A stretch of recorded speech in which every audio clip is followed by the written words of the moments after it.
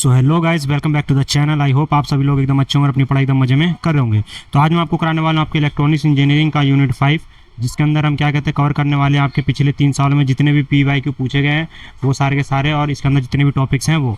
तो जो आपके टॉपिक्स हैं कुछ इस तरीके से इसमें कि जो 2 पार्ट्स में डिवाइडेड है। पहला आपका क्या फंडामेंटल्स ऑफ कम्युनिकेशन इंजीनियरिंग, दूसरा आपका इंट्रोडक्शन टू वायरलेस कम्युनिकेशन।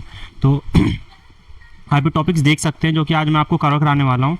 तो आई होप आपको ये वीडियो अच्छी लगेगी, और अगर आप इस चैनल पर नए हैं तो चैनल को सब्सक्राइब भी करो और वीडियो को लाइक करो। तो चलिए शुरू करते हैं।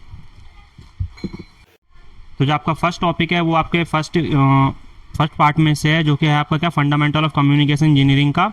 तो पहला है कि basic of signal representation and analysis. तो इसके अंदर हम ये पढ़ने वाले हैं कि किस तरीके से क्या जो सिग्नल्स के रिप्रेजेंटेशंस को हम देखेंगे और उसको एनालाइज करने के जो तरीके हैं उसके बारे में हम पढ़ने वाले हैं। तो उससे पहले हम ये जानते हैं कि सिग्नल्स होते क्या हैं। तो सिग्नल्स हमारे क्या कहते हैं हमारे फिजिकल क्वांटिटीज़ होते हैं जो कि क्या कहते हैं कुछ इन्फॉर्मेशन को कैरी करते हैं, और वो क्या कहते हैं चेंज होते रहते हैं किसके रिस्पेक्ट में, टाइम के रिस्पेक्ट में, स्पेस के रिस्पेक्ट में। तो वो हमारे कहलाते क्या हैं सिग्नल्स। तो यही लिखा है मैंने इसके अंदर क्या signal is a physical quantity that varies with time and carries information, जो टाइम के साथ साथ वेरी करता है और इन्फॉर्मेशन को कैरी करता है।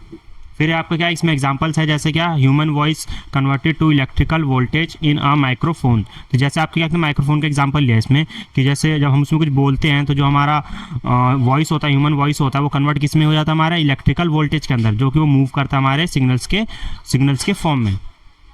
फिर आपका दूसरा कि in uh mobile phones the data sent over wireless is a signal. जब हम किसी के साथ मोबाइल फोन्स पे बात करते हैं एक जगह से दूसरी जगह पे, तो वायरलेसली एक जगह से दूसरी जगह हमारे ट्रांसमिट होते रहते हैं। तो वही हमारे कहलाते हैं क्या है सिग्नल्स। फिर आपके टाइप्स ऑफ सिग्नल्स। तो इस टाइप्स ऑफ सिग्नल्स में 4 टाइप्स होते हैं। पहला आपका एनालॉग, दूसरा है डिजिटल, तीसरा आपका पीरियोडिक, चौथा आपका अपीरियोडिक। तो जो आपका एनालॉग सिग्नल्स होते हैं, एनालॉग सिग्नल्स आपके वो होते हैं जो continuous in time and amplitude. वो आपका क्या रहता है कंटिन्यूस रहता है टाइम के साथ और एम्पलीट्यूड के अंदर। तो इसका एग्जांपल आपको क्या साइन वेव और ऑडियो सिग्नल्स। साइन वेव और ऑडियो सिग्नल्स आपके एग्जांपल है किसके एनालॉग सिग्नल्स के। दूसरा है फिर आपका क्या डिजिटल। तो डिजिटल आपका क्या रहता है discrete in time and amplitude. तो ये आपका टाइम के साथ साथ बदलता भी है और क्या कहते हैं एम्पलीट्यूड भी इसका ऊपर नीचे होते रहता है। तो इसका जो बेस्ट एग्जाम्पल है वो आपका क्या है बाइनरी सिग्नल्स, जो कि 0 और 1 के फॉर्म में होता है, जो कि कंप्यूटर्स के अंदर ज़्यादा यूज़ होते हैं। फिर आपका तीसरा पीरियोडिक। पीरियोडिक आपका क्या रहता है रिपीट्स एट रेगुलर इंटरवल। एक मतलब रेगुलर इंटरवल के टाइम पे ये रिपीट होते रहता है, यानी कि एक इंटरवल फिक्स होता है जिस इंटरवल पे ये उस मतलब रिपीट होते रहता है कि इस टाइम पे आके दोबारा रिपीट होएगा। इसका एग्जांपल है सबसे बेस्ट क्या है AC सप्लाई। फिर है आपका चौथा अपीरियोडिक। तो अपीरियोडिक इसके अंदर क्या रहता है ये क्या मतलब टाइम के रिस्पेक्ट में बिल्कुल भी मतलब काम नहीं करता है, यानी डज नॉट रिपीट। ये मतलब टाइम के रिस्पेक्ट में रिपीट नहीं करता। तो इसका जो एग्जांपल आपका वॉइस सिग्नल और दूसरा आपका रैंडम नॉइस। फिर आता है आपका क्या रिप्रेजेंटेशन ऑफ सिग्नल्स, कि सिग्नल्स का रिप्रेजेंटेशन। तो सिग्नल का रिप्रेजेंटेशन आपका क्या कुछ तरीकों से होता है, जैसे कि आपका डिपेंड करता है वो किसके ऊपर कि सिग्नल्स की क्या टाइम क्या है, फ्रीक्वेंसी क्या है और उसका बिहेवियर क्या है। तो उस चीज़ के ऊपर आपका सिग्नल रिप्रेजेंटेशन मतलब डिपेंड करता है। और आपका जो रिप्रेजेंटेशन का फॉर्म होता है कुछ तरीके जैसे मैथमेटिकली भी कर सकते हैं और भी तरीके होते हैं, तो हमें अभी आप पढ़ने वाले हैं। तो इसमें क्या है signal can be represented in different ways depending on what we want to analyse time, frequency और बिहेवियर। तो जो आपका रिप्रेजेंटेशन है सिग्नल का वो डिपेंड करता है उस चीज़ पे कि किस चीज़ को हम ज़्यादा एनालाइज करना चाहते हैं, उसके टाइम को, उसकी फ्रीक्वेंसी को या उसके बिहेवियर को। तो representation of signal by mathematical expression is known as signal modelling. जो हम मतलब मैथमेटिकली जो एक्सप्रेशन रिप्रेजेंट करते हैं हमारे सिग्नल्स को, वो हमारा क्या कहलाता है सिग्नल मॉडलिंग। अगर आपके 2 नंबर में पूछा गया कि व्हाट इज सिग्नल मॉडलिंग, तो आप ये सीधा लिख सकते हैं उसमें कि जो रिप्रेजेंटेशन हम करते हैं अपने सिग्नल्स को मैथमेटिकल एक्सप्रेशंस के थ्रू, वही कहलाता है हमारा सिग्नल मॉडलिंग। फिर आपका जो तरीके हैं किस तरीके से हम रिप्रेजेंट करते हैं, उसमें पहला आपका टाइम डोमेन रिप्रेजेंटेशन। तो टाइम डोमेन रिप्रेजेंटेशन में क्या होता है जो आपके सिग्नल्स होते हैं वो टाइम के फंक्शन में रिप्रेजेंट किए जाते हैं। तो ये मैंने इसमें लिखा रखा है, पढ़ सकते हैं इसमें कि in this method we represent the signal as a function of time. कि इसके अंदर हम रिप्रेजेंट करते हैं क्या कहते हैं हमारे सिग्नल्स को टाइम फंक्शन के फॉर्म में। तो एग्जांपल है इसका क्या if the signal is given by x of t equal to a sine 2 pi ft plus 5। तो इसके अंदर ये हमारा क्या है टाइम के फॉर्म मतलब टाइम के फंक्शन में हमारा दिया गया हमारे सिग्नल को। तो this tells us how the signals varies over time, तो हमारे ये बता रहा है इसके इस समय ये पता लग रहा है कि किस तरीके जो हमारे सिग्नल्स है वो टाइम के साथ साथ वेरी कर रहा है। जो हम इसमें ग्राफ कैसे होता है हमारा, तो एक्स एक्सिस पे हमारा क्या होता है टीओ मतलब टाइम डिनोट करते हैं, और वाई एक्सिस पे हम क्या डिनोट करते हैं एम्पलीट्यूड को। फिर यूज़ क्या है इसका, use for viewing signal shape, signal के शेप को देखने के लिए, उसके ड्यूरेशन को देखने के लिए, उसके एम्पलीट्यूड को देखने के लिए। फिर और यूज़फुल इन ऑक्सीलोस्कोप डिस्प्ले, ऑक्सीलोस्कोप डिस्प्ले में भी ये ज़्यादा यूज़फुल होता है हमारा। फिर हमारा दूसरा फ्रीक्वेंसी डोमेन रिप्रेजेंटेशन, तो फ्रीक्वेंसी डोमेन रिप्रेजेंटेशन हमारा मतलब कुछ नहीं होता, इसके अंदर हम क्या करते हैं कि फ्रीक्वेंसी के कंपोनेंट्स का यूज़ करके हमारे सिग्नल्स को रिप्रेजेंट करते हैं, जो कि हेल्प करता है हमारा कौन, फोरियर ट्रांसफॉर्म के यूज से। ये लिखा रखा है इसमें कि this shows how much of the signal lies with in each frequency bond, it's obtain using the Fourier transform. ये इसका किसका यूज़ करके ऑब्टेन किया जाता है, हमारे फोरियर ट्रांसफॉर्म का यूज़ करके। तो signal is represented by frequency component using Fourier transform, तो वो सिग्नल जो रिप्रेजेंट किया जाए किसके अंदर, फ्रीक्वेंसी के कंपोनेंट में, किसकी हेल्प से, फोरियर ट्रांसफॉर्म से, वो हमारे कहलाते हैं फ्रीक्वेंसी डोमेन रिप्रेजेंटेशन।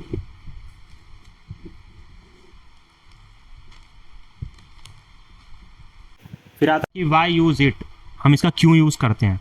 तो हम इसका यूज़ इसलिए करते हैं कि जो अभी के टाइम पे जो हमारे जो डिजिटल इलेक्ट्रॉनिक्स जो हमारे सामान है या जो भी हमारे कंपोनेंट्स है वो ज़्यादातर हमारे फ्रीक्वेंसीज के फॉर्म में जितने भी सिग्नल्स होते हैं उनको जल्दी कैच करते हैं, तो इसलिए हम इनका यूज़ करते हैं।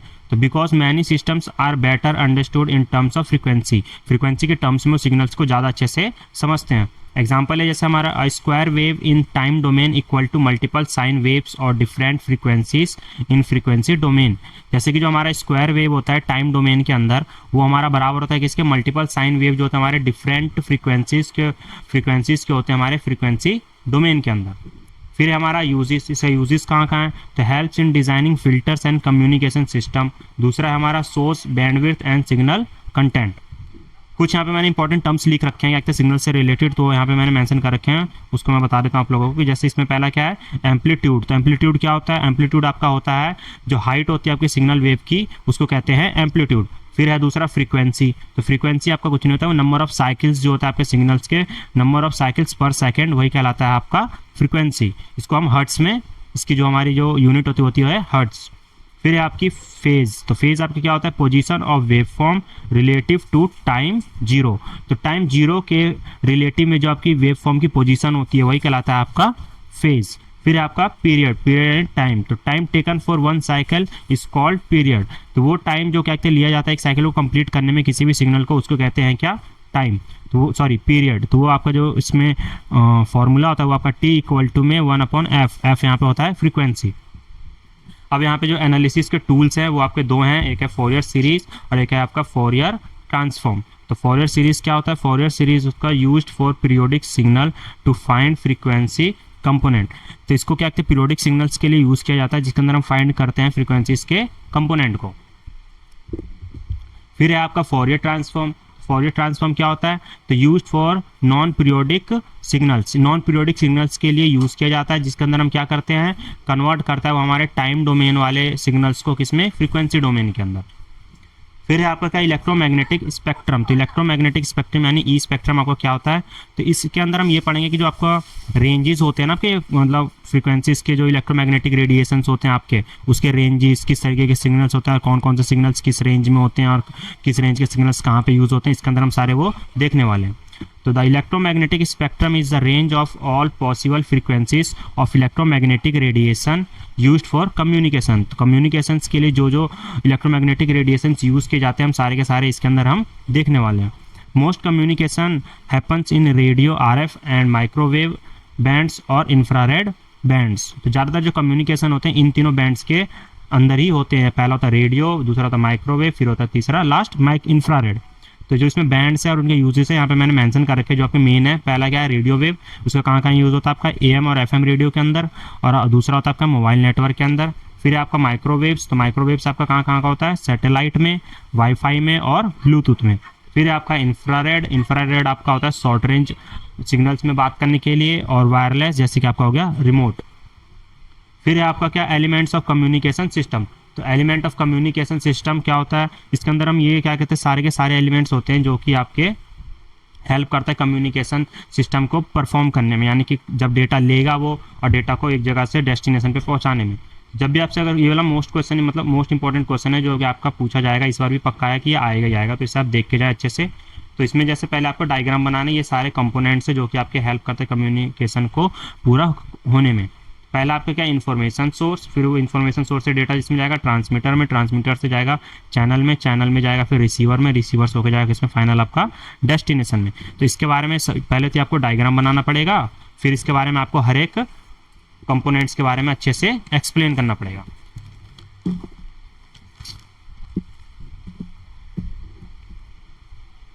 तो आपको ये पहले जान लेते हैं कि कम्युनिकेशन सिस्टम होता क्या है। तो uh modern communication system is first concern with the processing and storing of information before it transmission. तो the basic component system consist of transmitter, channel and receiver. जो आपके बेसिक कम्युनिकेशन सिस्टम होते हैं जो इसमें कंसिस्ट करते हैं, तीन ही होते हैं मेनली। पहला होगा ट्रांसमीटर, फिर दूसरा होगा चैनल और तीसरा होगा आपका receiver. The input and output of communication system comes from information source and destination source respectively. तो जो आपका जो इनपुट होता है कम्युनिकेशन सिस्टम के अंदर कहाँ से आता है, इन्फॉर्मेशन सोर्स से, और जो आपका आउटपुट होता है वो कहाँ से निकलता है, डेस्टिनेशन सोर्स के थ्रू। तो इसमें जो एक्सप्लेनेशन है, मतलब उसको जो सारे के सारे पार्ट्स है उसको मैंने एकदम समराइज फॉर्म में लिख रखा है। इसका आप यूज़ करके आराम से 2 से 3 पेज आप आराम से इजिली भर सकते हो। पहला आपका इन्फॉर्मेशन सोर्स। तो इन्फॉर्मेशन सोर्स क्या होता है, तो जनरेट डेटा। ये आपका क्या करता है, डेटा को जनरेट करता है, सिग्नल को जनरेट करता है किस फॉर्म में, वॉइस और वीडियो के फॉर्म में। दूसरा फिर आपका ट्रांसमीटर। तो ट्रांसमीटर का क्या काम रहता है, वो कन्वर्ट कर देता है आपके जितने भी क्या जो सिग्नल होते हैं उसको ट्रांसमिटेबल फॉर्म में, यानी कि कन्वर्ट डेटा सिग्नल। आपका चैनल। तो चैनल का क्या काम रहता है, वो एक तरीके से मीडियम रहता है जो कि आपकी हेल्प करता है सिग्नल्स को एक जगह से दूसरी जगह ट्रैवल कराने में। जैसे medium like air, cable, fibre, where signal travel, जहाँ पे सिग्नल हमारा क्या करता है, ट्रैवल करता है। फिर आपका noise, undesired signal that interferes. तो वो सिग्नल्स जो हमें जिसकी जरूरत नहीं होती बट वो फिर भी हमारे बीच में ऐसा होता है ना कि अनडिजायर्ड या फिर हमारे सिग्नल्स को मिक्सिंग करने के लिए, हमारे सिग्नल को ख़राब करने के लिए बार बार आते हैं, तो वो सारे कहलाते हैं हमारे नॉइस। फिर आपका रिसीवर। तो रिसीवर क्या करता है, extract signal from channel. Channel से वो क्या करता है, सिग्नल को एक्सट्रैक्ट करता है। फिर है आपका डेस्टिनेशन। तो डेस्टिनेशन आपका क्या होता है, फाइनल पॉइंट होता है जहाँ पे आपके सिग्नल को जाना रहता है या फिर जहाँ पर आपको सिग्नल को पहुँचाना रहता है। तो अगर आपको नोट्स अच्छे लग रहे हैं तो आप इन्हें जाके डिस्क्रिप्शन बॉक्स से डाउनलोड कर सकते हैं। आपका क्या नीड ऑफ मॉड्यूलेशन। तो मॉड्यूलेशन की हमें जरूरत क्यों पड़ती है, पहला आपका to transmit over long distance, लंबी दूरी पे ट्रांसमिट करने के लिए सिग्नल्स के लिए। To use available bandwidth efficiently, जो हमारे बैंडविड्थ हमारे लिए अवेलेबल है उनको अच्छे तरीके से हम यूज़ कर सकें इसलिए होता है। फिर है तीसरा क्या, to avoid mixing of signals. इसी को मल्टीप्लेक्सिंग कहते हैं। तो मतलब कि ज़्यादा जो हमारे सिग्नल्स हैं आपस में मिक्स ना हो, मतलब एक जगह से ट्रांसमिट करने में दूसरी जगह पे, इसलिए यूज़ करते हैं मॉड्यूलेशन का। फिर चौथा हमारे क्या, to reduce size of antennas, यानी एंटीना के साइज को रिड्यूस करने में इसको हेल्प मिलती है मॉड्यूलेशन के थ्रू। और पांचवा हमारा क्या, to shift frequency to suit medium, example radio wave in air. तो इसमें क्या कहते हैं, ये सारे हमारे क्या कहते हैं ज़रूरतें हैं कि किस लिए हमारी ज़रूरत है हमारी मॉड्यूलेशन की। फिर है इसका क्या, मल्टीप्लेक्सिंग का मतलब क्या था। तो मल्टीप्लेक्सिंग हमारा कुछ नहीं होता है, मल्टीप्लेक्सिंग हमारा एक मतलब प्रोसेस है जिसके अंदर ये हमें हेल्प करता है कि जो हमारे सिग्नल्स होते हैं जब हम इसे ट्रांसमिट करते हैं एक चैनल से दूसरे चैनल की तरफ, तो आपस में ये मिक्स ना हो। मतलब कि एक ही चैनल से जैसे हम मल्टीपल सिग्नल्स को भेजते हैं तो वो उसको अलग अलग ही साइमल्टेनियसली, मतलब एक के बाद एक भेजता है, ना कि क्या कहता है उसको मिक्स करता है आपस में। तो इसी चीज़ से वो हमें प्रोटेक्ट कराने के लिए हम क्या कहते हैं, मल्टीप्लेक्सिंग का यूज़ होता है। जैसे इसमें कि simultaneous transmission of multiple messages over a channel is known as multiplexing, यानी कि एक के बाद एक जो हम क्या कहते हैं ट्रांसमिट करते हैं मैसेजेस को, मतलब मल्टीपल मैसेजेस को चैनल के ऊपर, उसी को कहते हैं multiplexing. Different messages signal can be transmitted over a single channel without interference using multiplexing technique, यानी कि मल्टीप्लेक्सिंग टेक्निक का यूज़ करके हम मल्टीपल सिग्नल्स को एक ही सिंगल चैनल के ऊपर ट्रांसमिट कर सकते हैं। इसके एप्लीकेशंस क्या है हमारे मॉड्यूलेशन के, तो पहला एएम एफएम रेडियो ब्रॉडकास्टिंग, यानी रेडियो का जो ब्रॉडकास्टिंग होता है, TV transmission, cellular communication, satellite and GPS, wifi and Bluetooth.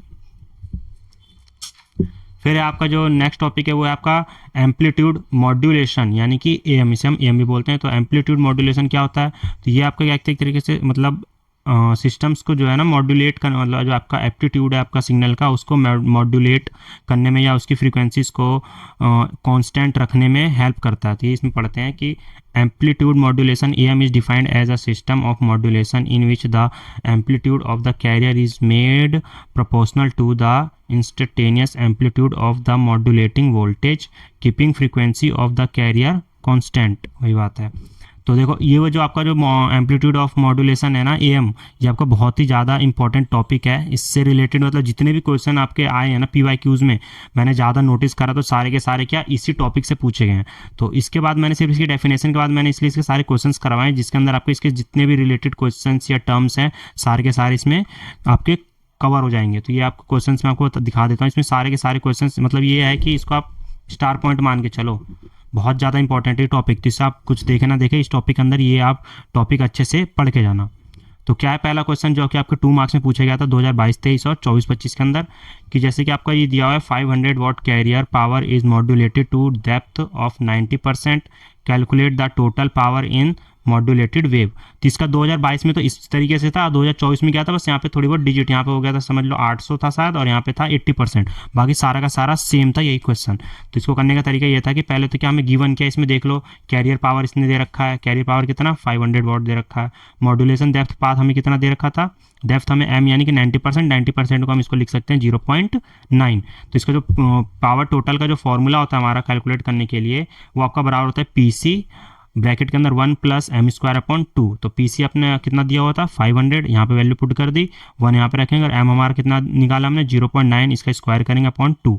जब इसे हम सॉल्व करेंगे तो आपका क्या मिलेगा 702.5 वॉट। तो एक बार ये आप देख लेना, मैंने जो सॉल्व कराया एक बार कैलकुलेटर से आप भी देख लेना, अगर कोई मिस्टेक हो तो आप कमेंट सेक्शन में बता सकते हैं। तो सेम क्वेश्चन आपका 2 बार पूछा गया था, बस यहाँ पे डिजिट्स चेंज थी। बढ़ते हैं अपने नेक्स्ट क्वेश्चन की तरफ। जो नेक्स्ट क्वेश्चन था आपका कुछ इस तरीके से था, an audio frequency signal 20 sin 2π × 500t is use to amplitude modulation as carrier of इतने। ये भी इसका कैरियर का दिया हुआ है, ये आपका किसका दिया हुआ है, मैसेज सिग्नल का दिया हुआ है। ये आपको पूछा गया था किसने 7 मार्क्स में पूछा गया था, 2022-23 में आया था। तो इसमें क्या क्या निकलवाना था, 5 चीज़ इसने पूछी थी। पहला था मॉड्यूलेशन इंडेक्स, फिर आपका साइड बैंड फ्रीक्वेंसी, फिर आपका amplitude of each side band, फिर आपका bandwidth required, total power deliver to the load of 2 kilo ohm. तो ये सारे के सारे क्वेश्चन क्या कहते हैं, इसमें सारे के सारे 5 के 5 चीज़ें हमसे पूछी गई थी। तो पहला इसमें देखते हैं कि हमें दिया क्या गया है। तो इसमें क्या मैसेज सिग्नल हमें दिया हुआ, यानी कि M, ये जो हमें पहला दिया हुआ था MT, वो हमने लिख लिया। फिर इसमें से हम क्या निकाल सकते हैं, इसका एम्पलीट्यूड यानी कि 20 वोल्ट, ये आपका एम्पलीट्यूड को डिनोट करता है। फिर आपका मैसेज फ्रीक्वेंसी आपका कितना है इसमें 500 हर्ट्ज। फिर ऐसे सेम इसमें दिया हुआ था कि आपका कैरियर सिग्नल में आपका क्या, ये आपने लिख लिया। इसमें भी आपका जो एम्पलीट्यूड रहेगा कैरियर सिग्नल का वो है आपका 40 वोट, और आपका क्या कहते हैं जो कैरियर फ्रीक्वेंसी है वो आपका है 100 किलो हर्ट्ज दिया होता है। इसको जो आप कन्वर्ट करेंगे तो आपका हो जाएगा 1, 10, 100,000, 10,000 लाइक, यानी 1 लाख हर्ट्ज में। तो फिर इसमें पहला जो हमसे पूछा गया था क्या था हमारा, मॉड्यूलेशन इंडेक्स। तो मॉड्यूलेशन का एम्पलीट्यूड ऑफ मैसेज और एम्पलीट्यूड ऑफ कैरियर, यानी कि जो एम्पलीट्यूड होता है आपका मैसेज का, उसको नीचे उसको डिवाइड करेंगे हम जो एम्पलीट्यूड ऑफ कैरियर से, तो आपका मिल जाएगा आपका मॉड्यूलेशन इंडेक्स, जो कि आपका आया था 0.5। इसका जो डिनोट करते हैं उसको करते हैं हम स्मॉल m से। फिर आपका क्या साइड बैंड फ्रीक्वेंसी। तो साइड बैंड फ्रीक्वेंसी आपका होता है side band frequency is equal to में FC, यानी कि जो फ्रीक्वेंसी होती है आपकी कैरियर की प्लस माइनस जो फ्रीक्वेंसी होती है आपकी मैसेज की। जिसमें 2 होते हैं, एक होता है अपर साइड बैंड और लोअर साइड बैंड। तो अपर के लिए क्या रहता है प्लस रखेंगे, और लोअर के लिए क्या रखते हैं माइनस। तो वही आपका कितना दिया हुआ था ये F, हमने निकाला था फ्रीक्वेंसी हर्ट्स में इसमें कन्वर्ट करा था, तो 1 लाख था, प्लस में क्या था, सॉरी ये 1 लाख किसका था, हाँ कैरियर फ्रीक्वेंसी का 1 लाख था, और आपका जो मैसेज फ्रीक्वेंसी का था वो था आपका 500। तो जो हमने सॉल्व करा तो एक तो हमारा ये आएगा अपर का, ये आएगा आपका लोअर का। फिर इसको हम किलो हर्ट्स में कन्वर्ट कर देंगे तो ये आपका आंसर। फिर तीसरा जो पूछा गया था आपसे क्या था, aptitude of each side band. Each side band सारे जितने भी अलग अलग साइड बैंड है उसके एप्लीट्यूड कितने होंगे। तो पहले इसमें निकालने के लिए जो फॉर्मूला उसका था M × AC/2, यानी कि AC आपका क्या होगा, जो आपका एप्टीट्यूड है कैरियर का वो, और क्या कहते हैं M है आपका क्या, जो मॉड्यूलेशन अभी आपने निकाला था वो। तो इसमें पुट करेंगे तो आपका कितना आएगा 10 वोट आएगा। तो 10 वोल्ट आपका पर साइड बैंड आ गया। नेक्स्ट फिर आपसे क्वेश्चन पूछा गया था, क्या था, बैंडविड्थ रिक्वायर्ड। तो कितना बैंडविड्थ रिक्वायर्ड था आपका, तो बैंडविड्थ रिक्वायरेशन के लिए जो फॉर्मूला आपका वो है आपका 2FM, यानी 2FM यानी 2 times of frequency of message. जो फ्रीक्वेंसी ऑफ मैसेज कितना था आपका 500, इसको 2 टाइम्स करेंगे तो हो गया आपका 1000 हर्ट्स। तो इसको जब कन्वर्ट करेंगे तो यानी कि 1 किलो हर्ट्स। फिर आपका जो लास्ट पूछा गया था वो है आपका total power delivered to 2 kilo ohm load. जो आपका टोटल पावर डिलीवर किया जाएगा 2 किलो ओम लोड पे, तो वो कैसे होएगा। तो पहले तो हमें क्या निकालना पड़ेगा इसमें, कैरियर पावर। तो कैरियर पावर के लिए जो आपका फॉर्मूला यानी कि पीसी, जो आपका जो फॉर्मूला है वो है आपका जो आपका एप्टीट्यूड है किसका, कैरियर का, उसका स्क्वायर अपॉन में जो आपका ओम दिया हुआ है इसके अंदर R resistance 2 times of R. तो इसमें 40 आपका एप्टीट्यूड था इसका एप्टीट्यूड, तो उसका स्क्वायर करा, नीचे रख दिया 2 इंटू 2000 आपका क्या इसका किलो में था, तो इसको हमने कन्वर्ट कर दिया नॉर्मल। तो ये आ गया आपका कितना 40 का स्क्वायर करेंगे तो 1600 अपॉन में 4000, जब से हमने काटा तो आपका आ गया कितना 0.4 वोल्ट। वोट आ गया आपका किसका, कैरियर पावर का। फिर आपका नाउ इनिशियल टोटल पावर। तो टोटल पावर का फॉर्मूला आपका P total is equal to P C 1 plus M square upon 2। तो इसके अंदर आपका पी सी जो आपने निकाला क्या है 0.4 वोल्ट, फिर इसको क्या है 1 प्लस 0.5 का स्क्वायर अपॉन 2। जैसे सॉल्व करेंगे आप कैलकुलेटर से तो आपको मिलेगा 0.45 वोल्ट। तो यही है आपका क्या कहते हैं जो अभी आपका पूछा गया था कैरियर पावर, तो आपका ये रहा 0.4 वोल्ट और टोटल पावर आपका हो गया 0.45 वोल्ट।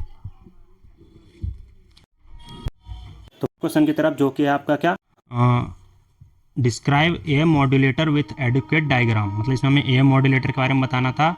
और दूसरा जो पूछा गया था वो था आपका explain the element of communication system with the help of a block diagram. तो कम्युनिकेशन सिस्टम का आपको मैंने पीछे करवा रखा है, उसके बारे में सारी चीज़ें तो वही सेम टू सेम आपको यहाँ पे लिखना था। तो ये आपका पूछा गया था 7 मार्क्स के अंदर 2022-23 में।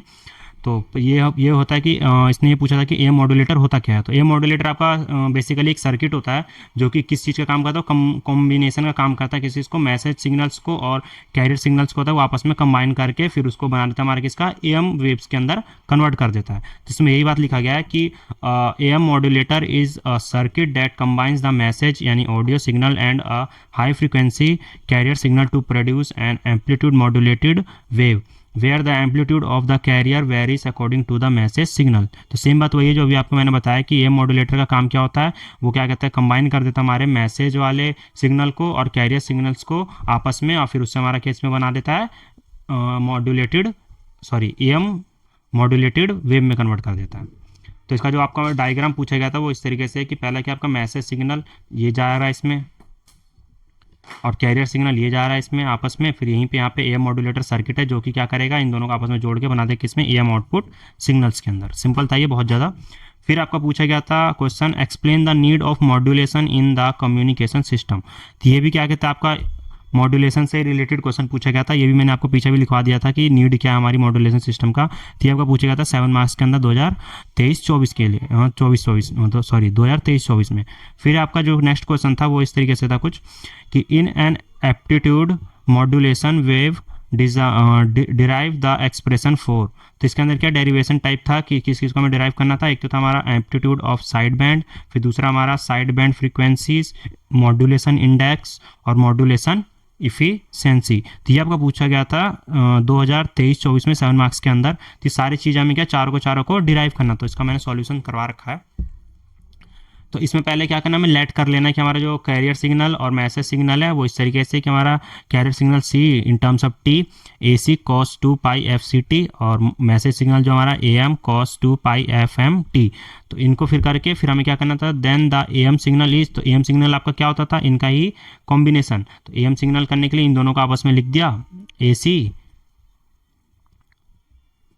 हाँ सॉरी कहाँ गया, ए सी 1 plus M cos 2 pi F M T, फिर cos 2 pi F C T. तो इसको हम क्या करना था यहाँ पे हमारा क्या एम जो हमारा बराबर किसका रहेगा ए एम अपॉन ए सी। तो जो हमारा मॉड्यूलेशन इंडेक्स था वो क्या होता है हमारा ए एम यानी कि जो एप्टीट्यूड होता है आपका मैसेज वाले का और एप्टीट्यूड जो होता है आपका कैरियर सिग्नल का, उसी को कहते हैं मॉड्यूलेशन इंडेक्स, इन दोनों के रेशियो को। फिर आपका क्या एम्पलीट्यूड ऑफ, पहला जो हमारा पूछा गया था एप्टीट्यूड ऑफ साइड बैंड। तो साइड बैंड का जो डेरिवेशन था इस तरीके से पहले तो इसको क्या एक्सपेंड कर देना है, जो था ये बाहर को इसको मल्टीप्लाई कर देना है अंदर में। तो जब करा तो ये क्या रहा आपको पहले तो ये रहेगा ए कॉस टू पाई एफ सी टी। तो ये कॉस और ये तो एक साथ है ना मल्टीप्लाई में, तो आपस में रहेंगे, फिर अंदर जाकर 1 से मल्टीप्लाई करेंगे तो आपको मिलेगा ये टर्म। फिर इससे इसकी मल्टीप्लाई करेंगे M cos 2 pi F M से तो आपको मिलेगा ए C M cos 2 pi F M T cos 2 pi F C T. फिर इसमें हम क्या कहते हैं, आइडेंटिटी का यूज़ करेंगे किसका, कॉस ए कॉस बी का। तो जो क्या होता है कॉस ए कॉस बी बराबर होता है आपका 1/2 cos A plus B plus cos A minus B के। तो इसका जब इसमें हमने सॉल्व करा इसके ऊपर मतलब पुट करा आइडेंटिटी को, तो हमें मिला क्या, S T is equal to में A C cos 2 pi F C T plus A C M upon 2 cos 2 pi F C plus F M T plus cos 2 pi F C minus F M T. मतलब इसको आप जब solve करेंगे ना तो आपको यही वाली वैल्यू मिलने वाली है। तो अब इसके अंदर सम क्या रहेगा, हमारा जो कैरियर एम्पलीट्यूड रहता है वो होता है हमारा ए सी, और जो हमारा साइड बैंड एप्टीट्यूड होता है हमारा होता है ए सी एम अपॉन 2। तो इसीलिए जो हमारा aptitude of each side band हमारा होगा क्या होगा, ए सी एम अपॉन 2। पहला हो गया। फिर दूसरा इसमें क्या था, दूसरा था आपका side band frequency. Side band frequency को भी डिराइव करना था। तो फ्रॉम द एक्सप्रेशन, जो एक्सप्रेशन अभी आपने वो निकाला जिस पर आइडेंटिटी यूज़ करके, उसमें से हमारा क्या था, एक था हमारा F C plus F M, तो उसको कहते हैं क्या, अपर साइड बैंड। और दूसरा था आपका वन टर्म था F C minus F M जो कि था लोअर साइड बैंड। तो साइड बैंड फ्रीक्वेंसी आपकी क्या हो जाएगी, इन्हीं दोनों का सम हो जाएगा, F C plus minus F M. तो ये हो गया आपका क्या, साइड बैंड की। फिर पूछा गया था तीसरा मॉड्यूलेशन इंडेक्स यानी कि एम। तो modulation index tells us how much the carrier amplitude is varied by the message. तो हमें ये बताता है मॉड्यूलेशन इंडेक्स कि जो हमारा कैरियर एम्पलीट्यूड है वो कितना ज़्यादा अलग है हमारे मैसेज वाले सिग्नल से। तो इसमें सिंपली क्या होता है, एम अपॉन में ए एम अपॉन में ए सी, उन्हीं दोनों का एम्पलीट्यूड होता है, उन्हीं दोनों का रेशियो को ही कहते हैं हमारा मॉड्यूलेशन इंडेक्स। और अगर वेव फॉर्म हमें दिया हुआ हो तो उसको हम इस तरीके से लिख सकते हैं, ए मैक्स माइनस ए मिन और अपॉन में ए मैक्स प्लस ए मिन। तो ये आपका निकल जाएगा क्या, मॉड्यूलेशन इंडेक्स, दोनों तरीके से। फिर आपका लास्ट जो था इसमें मॉड्यूलेशन इफिशियंसी। तो मॉड्यूलेशन इफिशियंसी किस तरीके से होता है, तो मॉड्यूलेशन इफिशियंसी आपका बराबर होता है power in side band divided by total transmitted power. तो जो पावर आपके होता है साइड बैंड में उसको डिवाइड कर देंगे टोटल ट्रांसमिटेड पावर से, तो वो आपका कहलाता है क्या, इफिशियंसी। तो power in each side band P C M square upon 4, और टोटल साइड बैंड पावर क्या था आपका, जो है P C M square upon 2। तो टोटल ट्रांसमिटेड पावर आपका क्या हो जाए, P total is equal to P C bracket में 1 प्लस एम स्क्वायर अपॉन 2। तो यही आपका कहलाएगा क्या, मॉड्यूलेशन इफिशियंसी। तो मॉड्यूलेशन इफिशियंसी आपका है power in side band upon total power. तो इसको जब सॉल्व करेंगे P C M square upon 2 फिर अपॉन में P C 1 plus M square upon 2। तो इसे सॉल्व करने के बाद आपको जो मिलेगा M square 2 plus M square. तो यही आ गया आपका modulation index, sorry modulation efficiency. फिर आपको जो नेक्स्ट क्वेश्चन पूछेगा, तो देख रहे हो आप सारे के सारे जो क्वेश्चन है आपके मॉड्यूलेशन से ही पूछे गए। तो आपको क्या ये जो मॉड्यूलेशन टॉपिक है ना मोस्ट इंपॉर्टेंट है, तो इसे आप एकदम अच्छे से पढ़ के जाना। तो ये क्वेश्चन भी जो है आपका, जो नेक्स्ट क्वेश्चन जो पूछा गया था वो भी आपको मॉड्यूलेशन वाले से पूछा गया था कि sinusoidal carrier voltage of frequency 1 megahertz and amplitude 100 volt is amplitude modulated by the sinusoidal voltage of frequency 5 kilohertz producing 50% modulation. Calculate the frequency and amplitude of lower and upper side band terms. तो ये आपका था 7 marks में पूछा गया था 2024-25 में। तो इसमें देख लो, हमें पहले तो दिया क्या क्या है वो सारे लिख लो। जब भी कोई क्वेश्चन आप अटेम्प्ट करोगे तो सबसे पहले क्वेश्चन के अंदर ये देखो कि आपको क्या क्या चीज़ें गिवन है। तो पहले इसमें क्या क्या गिवन है कि कैरियर फ्रीक्वेंसी यानी एफ सी में दिया हुआ है कितना, 1 मेगाहर्ट्ज, जिसको हम लिख सकते हैं 10 लाख हर्ट्स में। फिर आपका कैरियर एप्टीट्यूड यानी एसी आपको कितना दिया हुआ है, 100 वोल्ट। फिर आपका मॉड्यूलेटिंग फ्रीक्वेंसी यानी कि एफएम आपको कितना दिया हुआ है, 5 किलो हर्ट्ज, जिसको हम 5000 हर्ट्स लिख सकते हैं। मॉड्यूलेशन इंडेक्स यानी कि जो एम आपको दिया हुआ है 50% दिया हुआ है, जिसको आप लिख सकते हैं 0.5। तो इसको सॉल्व करते हैं सारे, बस कुछ नहीं है, बस फॉर्मूला के अंदर पुट करना है और आपके सारे के सारे आंसर मिलते जाएंगे। तो साइड बैंड फ्रीक्वेंसी के लिए जो आपका फॉर्मूला था वो क्या था, यूएसबी इज इक्वल टू में पे छूट गया। तो यूएसबी यानी कि अपर साइड बैंड, उसको लिए formula F C plus F M. तो उसको जब 10 लाख प्लस 1000 तो आपको मिल गया ये। फिर जब एलएसबी करेंगे यानी कि लोवेस्ट साइड बैंड के लिए ये आपको माइनस कर देंगे सिंपली, तो ये आपको मिल जाएगा। फिर आपका क्या, aptitude of each side band का जो भी एप्टीट्यूड था उसके लिए फॉर्मूला था आपका ए सी यानी जो कैरियर में आपका था aptitude into modulation index upon 2, तो ये आपका 100 इंटू 0.5, 2 से करेंगे तो 25 वोल्ट था, लेकिन करने में कुछ इतना हार्ड नहीं था, ठीक है। फिर आपका था जो पूछा गया था, derive the transmission efficiency and total power of aptitude modulation wave assuming message and carrier wave as sinusoidal wave. तो सेम अभी मैंने पीछे आपका करवा रखा है किस तरीके से आपको करना है। बस आपको इसमें देखो क्या क्या करना था, ये दो चीज़ें पूछा गया आपसे, एक तो ये मॉड्यूलेशन इफिशियंसी और एक describe the transmission efficiency and total power, और टोटल पावर पूछा था। टोटल पावर आपका ये रहा, मॉड्यूलेशन इफिशियंसी एक तो ये रहा और टोटल पावर का आपका ये रहा। तो पहले तो देखो सारी चीज़ें यहाँ से सेम करना है, ये यहाँ तक सेम करना है। फिर यहाँ से जो चीज़ आपसे पूछी गई मॉड्यूलेशन, पहले तो ड्राइव द ट्रांसमिशन इफिशियंसी यानी कि मॉड्यूलेशन इफिशियंसी ये रहा। फिर एक था टोटल पावर, तो टोटल पावर ये रहा, सेम यही करना है आपको। फिर है आपका नेक्स्ट टॉपिक एम्पलीट्यूड डीमॉड्यूलेशन। तो डीमॉड्यूलेशन आपको कुछ नहीं होता है, मतलब वो प्रोसेस होता है जिसके अंदर हम क्या, जो आपका मॉड्यूलेटेड सिग्नल्स होते हैं उसके अंदर से हम अपने ओरिजिनल मैसेजेस को एक्सट्रैक्ट करते हैं, तो उसी प्रोसेस को हम कहते हैं डीमॉड्यूलेशन। तो ये मैंने यहाँ पर लिखा है कि demodulation is a process of extracting the original message from the modulated signal. तो डीमॉड्यूलेशन के कहते दो टेक्निक्स होते हैं, पहला है आपका क्या है एनवेलप डिटेक्टर और दूसरा आपका सिंक्रोनस डिटेक्टर।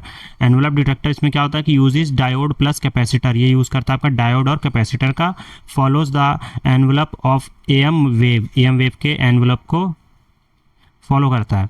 दूसरा आपका सिंक्रोनस डिटेक्टर, तो इसमें क्या करता है uses a local oscillator matched with carrier but complex. Accurate तो होता है बट थोड़ा बहुत कॉम्प्लेक्सिटी इसके अंदर ज़्यादा होती है।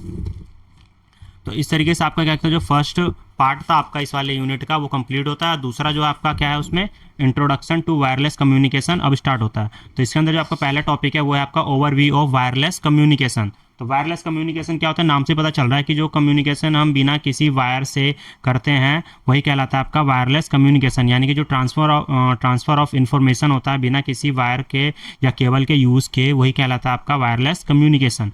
इसमें मैंने ये लिखा रखा है कि wireless communication is the transfer of information without using wire और cables usually by electromagnetic waves, जैसे हो गया रेडियो, माइक्रोवेव और इंफ्रारेड टीसी। तो वायरलेस कम्युनिकेशन आपका वो होता है जिसके अंदर हम ट्रांसफ़र करते हैं आपके मतलब हमारे इन्फॉर्मेशंस को बिना किसी वायर और केबल के यूज़ के। किसका यूज़ करते हैं हम, सिर्फ इलेक्ट्रोमैग्नेटिक वेव्स का यूज़ करते हैं। तो इसमें कुछ की फीचर्स हैं क्या कि uses air as medium, air को मीडियम की तरह ये यूज़ करता है।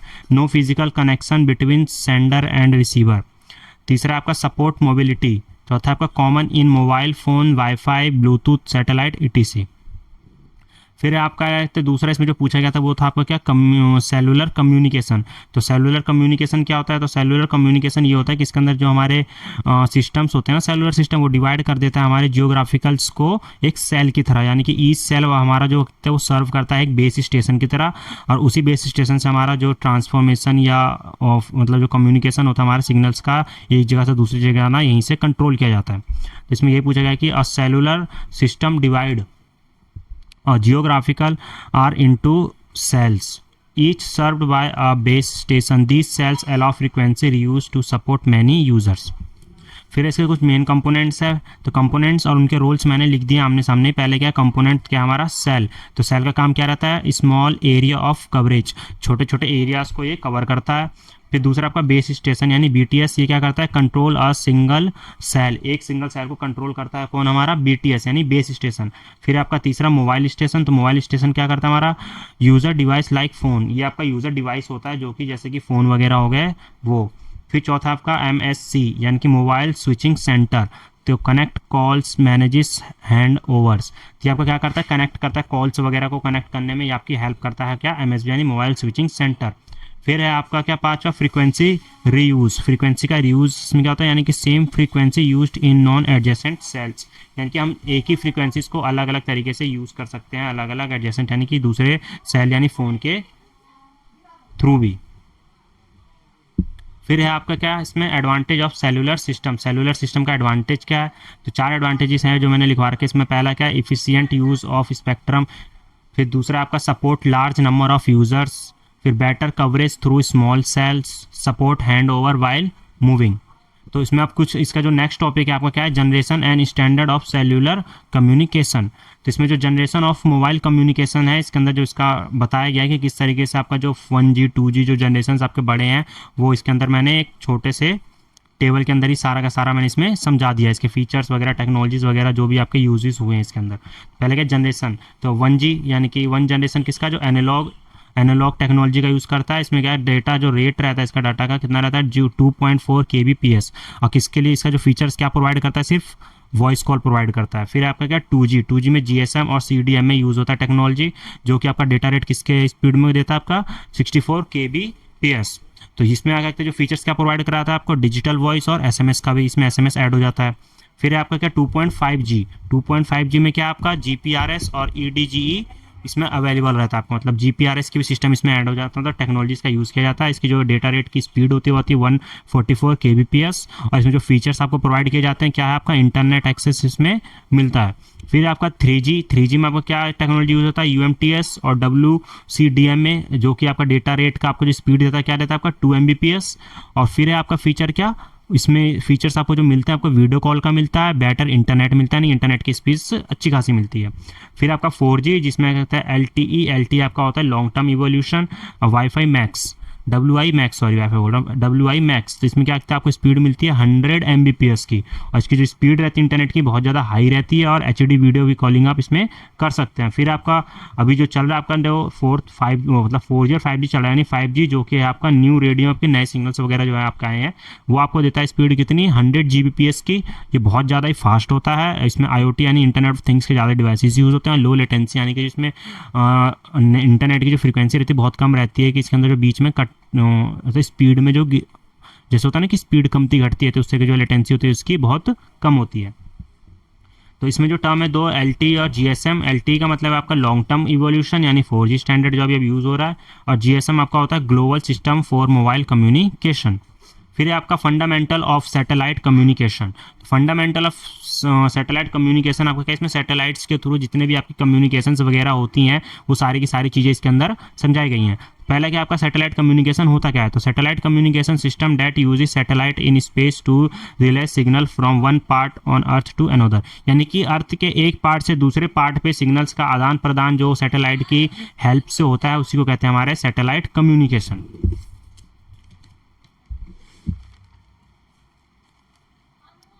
तो इसके जो बेसिक कंपोनेंट है सैटेलाइट कम्युनिकेशंस के क्या है, इसमें कम्युनिकेशन मतलब कंपोनेंट है पहला आपका क्या, अपलिंक। अपलिंक आपका क्या काम करता है, signal send from earth to satellite, यानी अर्थ से सिग्नल्स को कहाँ भेजता है, सैटेलाइट पे। डाउनलिंक आपका क्या है, signal send from satellite to earth, satellite से अर्थ पे भेजता है। फिर आपका क्या, ट्रांसपोंडर। ट्रांसपोंडर क्या काम करता है, satellite component that receive amplifies and re transmit signal. तो इसका क्या कहते हैं, ट्रांसपोंडर आपका क्या कहते हैं, एक सैटेलाइट का कंपोनेंट होता है जो कि रिसीव करता है क्या कहते हैं सिग्नल को, और एम्पलीफाई करता है उसको, फिर उसको क्या रीट्रांसमिट कर देता है सिग्नल्स को द्वारा।